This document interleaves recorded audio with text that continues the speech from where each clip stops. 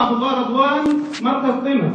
الثالث أحمد محفوظ مركز طهطا. الرابع دكتورة ألفت عبد الله مصطفى مركز المراغة. الخامس محمد السيد سليمان مركز ساقلتة. السادس مهندس أحمد عبد العال مركز أخمين. السابع الدكتور أحمد عبد الكريم تحالف مركز سوهاج. الثامن علي عبد الرؤوف مركز جهينة.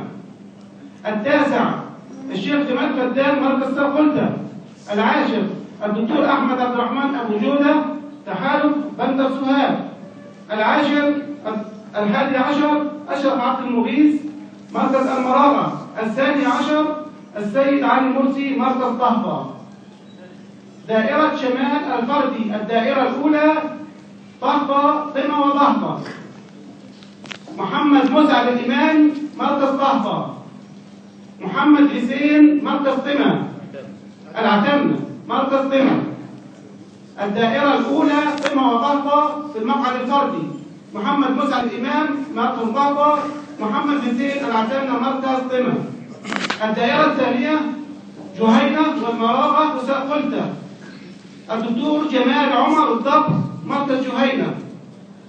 الدكتور حسن أبو ضيف مركز المراغة. الدائرة الثانية جهينة المراغة ساقلتة. دكتور جمال عمر الضبع مركز جهينة. الدكتور حسن أبو ضيف مركز المراغة. الدائرة الثالثة بندر ومركز سوهاج زائد تخمين. الأب يوسف أبو القاسم الشريف مركز سوهاج. مصطفى كامل جعروس مركز أخمين. الدائرة الثالثة بندر ومركز سوهاج وأخمين. يوسف أبو القاسم الشريف مركز سوهاج.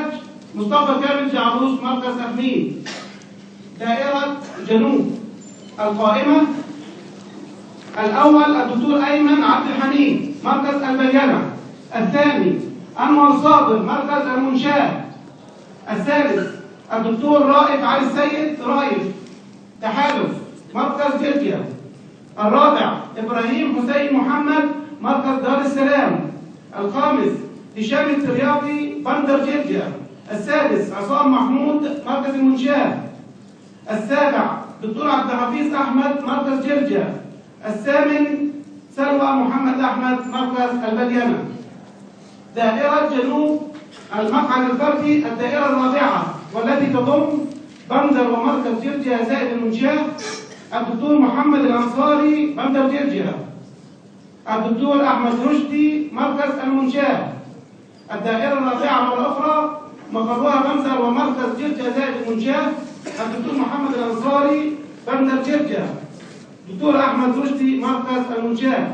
الدائرة الخامسة والأخيرة في الفردي مقعد الفردي دائرة جنوب والتي تضم كل من البليان ودار السلام الأخ عبد اللطيف سليم أبو يوسف مركز البلينة.